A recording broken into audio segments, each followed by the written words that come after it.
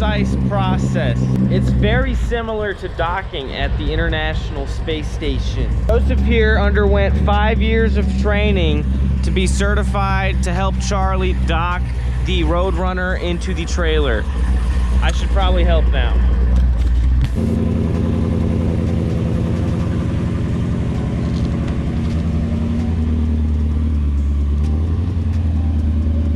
Terrifying, Joseph. Yeah, very. I can't afford to fix that. Nope. There's like this much clearance underneath. 2 days till World of Wheels. Build them, load them. I'm gonna introduce you to basically my little baby. We've been building this car for almost 4 years now, and it's done. It's finally done. It's over. Nothing is over. Nothing. So the project was brought to us by Jamey Hyder, Melody Hyder, about 45 minutes up the road, and this was Jamey's dad's car. So stay tuned for next week. Jamey, we did a full interview on him. He's gonna be talking about why we did all the crazy stuff to an original owner matching numbers car. So the color is a Voodoo Violet from House of Color. We did use PPG DCU 2021 clear on it, just because I'm a PPG fan. I've been spraying it for 15 years. So yeah, so I'm gonna tell you a little bit about the car now. As you can see, nothing on this thing is stock except for the hood, because that's just the way that Jamey wanted everything. So this is all hand fabricated sheet metal. The turn signals are blacked out. They're right behind here. It's a amber LED, honeycomb throughout. Jamey actually owns a giant machine shop. So he CNC'd all these pieces for us. You'll see throughout the whole entire build. So this is still the original bumper. We just sharpened all the lines. We just built up the factory body lines with weld, filed all that back down, and then we just added metal to the rest of it to give it this just nasty Darth Vader appearance. Jamey's a huge Star Wars fan, so why not? Come around the side of the car. Of course, we've added a lip kit all the way around. And 68 was the only year they put side markers right where they are. So we had to leave the side markers. People were like, are those like some kind of sensor? No, it's a light. It's just the way it is back in 68. So look it up. Jamey was really wanting the exhaust to come out the side. So that was a trick to get this exhaust go through around factory pan, underneath the 4-link bars, all that kind of stuff. So pretty wild. We're running a full stainless steel Borla exhaust. It's all been Cerakoted. 22 by 11s on the rear from Ferrata. Big concave wheel, 20 by 9s on the front. Recess this dude down in here. Nice little fuel fill. Sometimes we hide them in the trunk or behind the tail light or license plate, but we wanted something that kind of kept the Mopar feel, and that's where they put them, so why not? The back of the car is something just out of the world. Yes, we're gonna have to go right to ludicrous. I wanted to do something that resembled the front, but also was gonna be able to tie into the interior and just make it where it looked kind of like NASCAR themed, like a spaceship, I guess you could say. That's kind of what this car is, and people might say, why in the world would you do that? Well, if you would have known Jamey's dad, he was a crazy guy. He had an awesome personality, and you'll see next week in the video how he talks about his dad. So anyways, back to the car. So this is all sheet metal. It's all fabricated. I actually got a 1/2-inch piece. I TIG welded all these edges around. You were like, well, why would you do that? Why not? The belly pan goes all the way to the differential. So it's like 5 feet up there. If you've ever messed with a Mopar, it's pretty far. So another thing on a 68 was the taillights. This is specific to a 68. So Jamey was like, I want to leave the factory taillights in, factory markers on. There was a couple things that we wanted to leave factory just so it was a 68 still. We didn't just build a rocket ship. Of course, we built the diffuser here around the whole side, small little spoiler. The factory bumper, go look up a 68. The bumper's huge and it sticks way out here and just doesn't match. So I cut into the body, recessed this, fabricated all this section of the bumper, the lip kit as it comes around. Just look at these quarters, they're huge.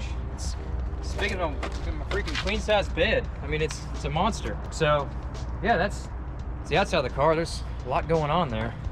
You might also ask, why did you use these hood latches and not just the factory one? It's a race car. And Jamey was like, I'm gonna put aero latches on this car. So what better than factory when.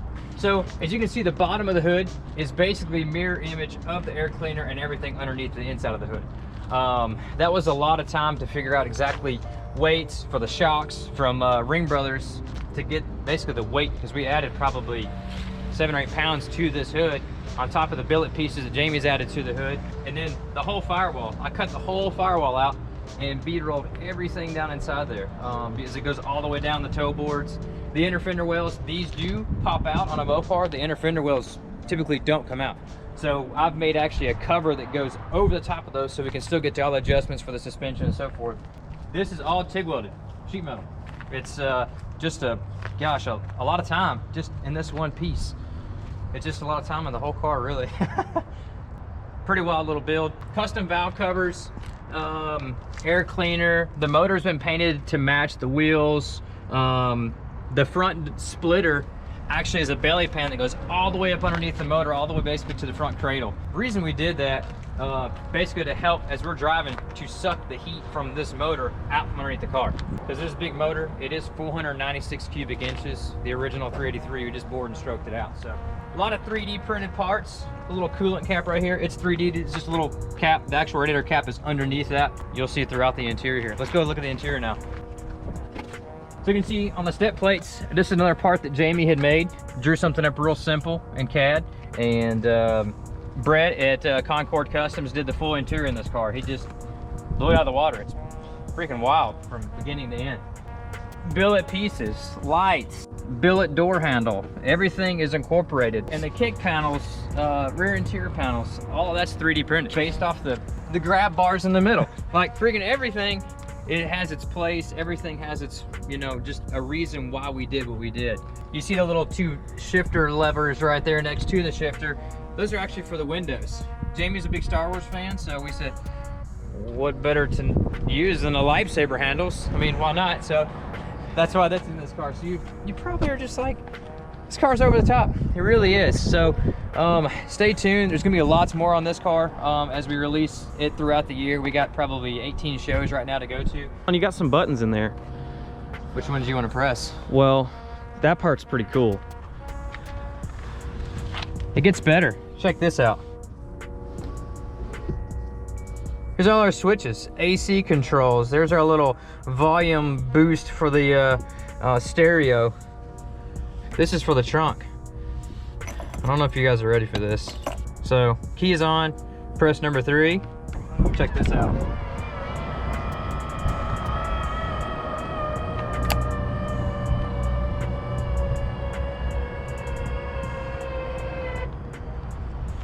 Because why not? Oh yeah. And you can see all the way through the car. I don't know how many people actually take the console all the way through the car. We did. We did. And these little medallions, we 3D printed those in-house as well.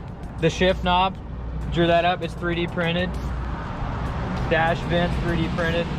There's just a lot of parts that all tie in this one-off Nevermore Road Runner. It's been a long road.